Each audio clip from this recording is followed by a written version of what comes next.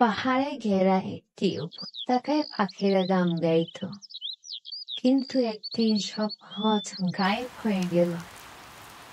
নদী, পাখি, পাতার শব্দ সব নিশ্চুপ। একদিন আরাফ নামের একটি ছেলে ঘুরতে ঘুরতে সেই উপত্যকায় এসে পৌঁছালো। আরাফ একটি গাছের কোটরে একটি জলজলে বাঁশি পেল। সে খুবই খুশি হলো আর বাঁশিতে ফু দিল, কিন্তু কোনো আওয়াজ এলো না। হঠাৎ এক কালো শিয়াল এলো। আমি মেলোডি, সে বলল। সাউন্ড ক্রিস্টাল সব শব্দ ক্রিস্টালে বন্দি করেছে। আরাফ ভয় না পেয়ে মেলোডির পিছু নিল।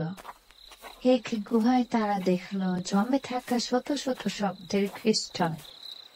এক বিদ্রোহী পেঁচা চিৎকার করছে আর বলছে, শব্দ অশান্তি, নীরবতাই শান্তি।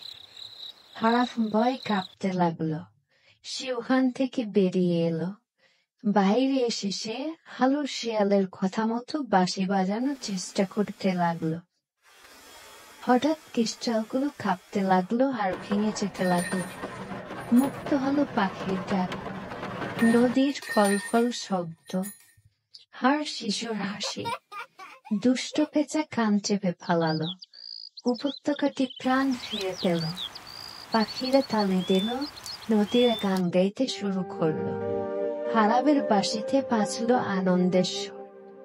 মেলোডি হাসলো আর বলল, সাহস জুড়ে কথা বলায় নয়, চেষ্টাতেই।